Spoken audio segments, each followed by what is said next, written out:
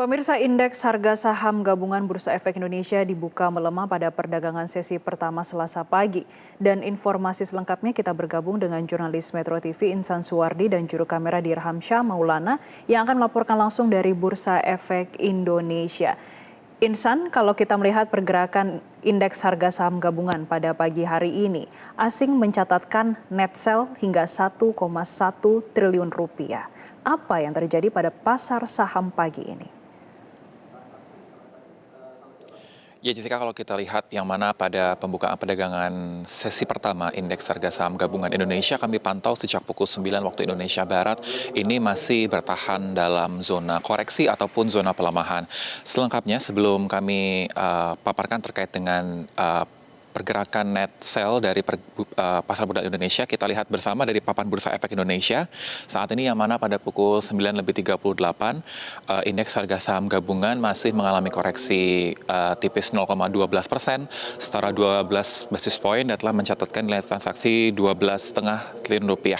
Jessica, dari tanggapan ataupun pandangan pengamat pasar modal Mirae Aset Sekuritas, Nafan Aji pun menyebutkan bahwa dalam kondisi seperti ini, ia memperkirakan bahwa indeks masih akan cenderung mengalami koreksi normal secara terbatas, yang mana untuk titik support pergerakan indeks ini masih akan bergerak di level 5.848 sampai dengan di titik resistennya sekitar di level 6.377. Yang mana kalau kita lihat dari data yang Anda sampaikan, dari Nafan pun menyebutkan bahwa masih dibayang-bayangi dalam kondisi bahwa asing masih akan keluar dari pasar modal Indonesia secara daily, yang mana dari pasar modal Indonesia masih mencatatkan net foreign sales sebesar 1,11 triliun, sedangkan secara year to date-nya artinya indeks telah membukukan net foreign sales sebesar 82,77 triliun sampai dengan saat ini.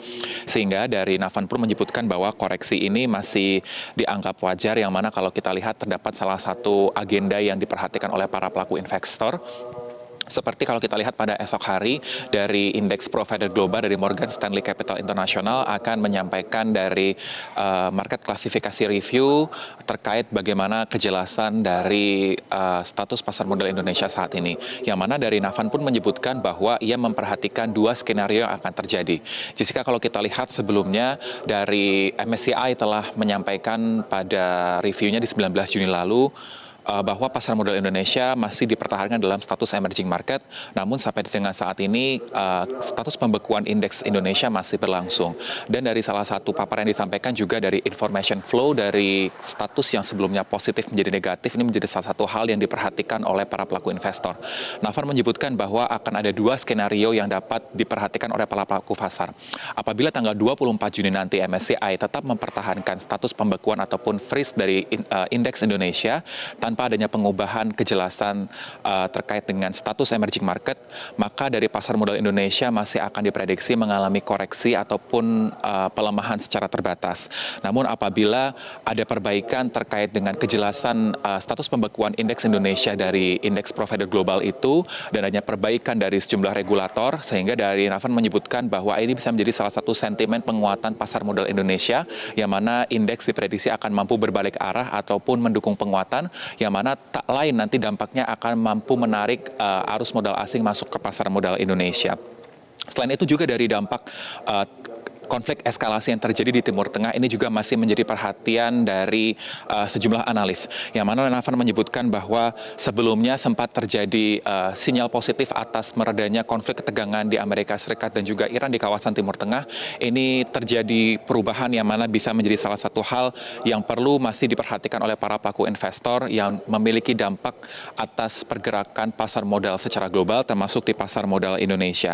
Yang mana kalau kita lihat terakhir dari pergerakan dinamika konflik di kawasan Timur Tengah, sebelumnya sempat terjadinya kesepakatan untuk pembukaan Selat Hormuz selama 60 hari, namun hal ini diperparah dengan kondisi adanya serangan bersenjata antara Israel dan juga Lebanon, sehingga ini bisa menjadi salah satu hal yang masih mempengaruhi bagaimana kejelasan kesepakatan damai antara Amerika Serikat, Iran, dan juga Israel yang berada di kawasan Timur Tengah.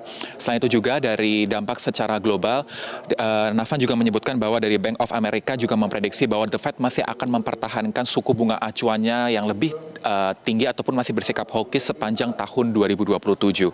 Sehingga dari prediksinya bahwa suku bunga Bank Sentral Amerika Serikat baru akan mengalami pemangkasan ataupun diturunkan di awal tahun depan.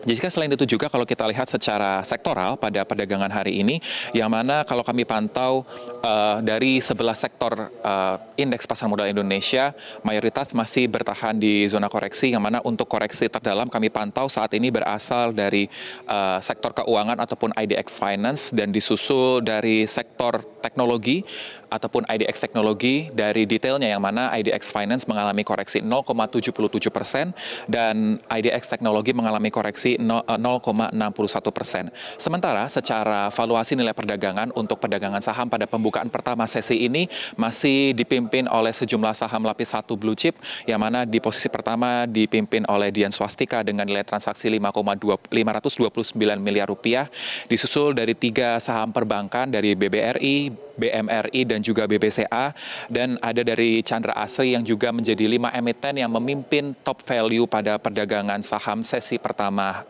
pembukaan hari ini. Untuk nilai tukar rupiah, pergerakannya masih kami pantau juga mengalami pelemahan, yang mana untuk saat ini nilai tukar rupiah terhadap dolar Amerika Serikat mengalami pelemahan 0,22%, yang mana artinya level saat ini berada di 17.850 untuk 1 dolar Amerika Serikat. Dari pengamat mata uang dan juga komoditas, Ibrahim Aswaibi menyebutkan bahwa ia menilai pergerakan ataupun dinamika konflik di kawasan Timur Tengah masih menjadi salah satu hal yang mempengaruhi pergerakan nilai tukar rupiah, yang mana ini juga berdampak pada penguatan indeks dolar sehingga memberikan tekanan terhadap sejumlah mata uang regional termasuk rupiah. Jessica. Ya Insan, kalau kita melihat pergerakan bursa di Asia pada pagi hari ini cukup variatif namun didominasi pelemahan. Apakah ini disebabkan adanya potensi The Fed yang masih akan hawkish?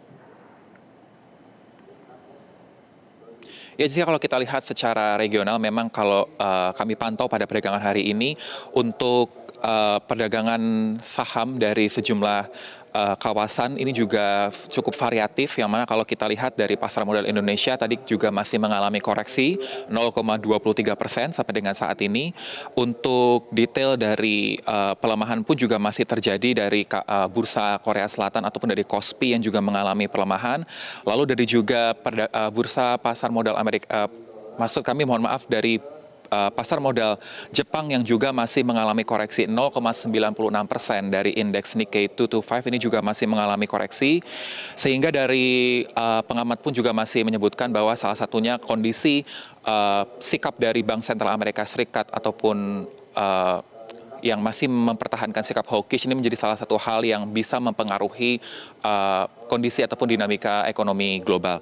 Sementara dari bursa Amerika Serikat, dari Wall Street ini juga cenderung variatif, yang mana kalau kami pantau dari indeks Dow Jones ini menguat 0,29%, sementara untuk 2 indeks lainnya dari S&P 500 dan Nasdaq ini keduanya mengalami pelemahan, yang mana untuk Nasdaq sampai dengan saat ini melemah 1,32% dan S&P melemah 0,37%. Kami kembalikan kepada Anda, Jessica.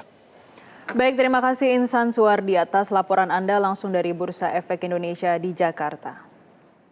Jelajahi cara baru mendapatkan informasi. Download Metro TV Extend sekarang.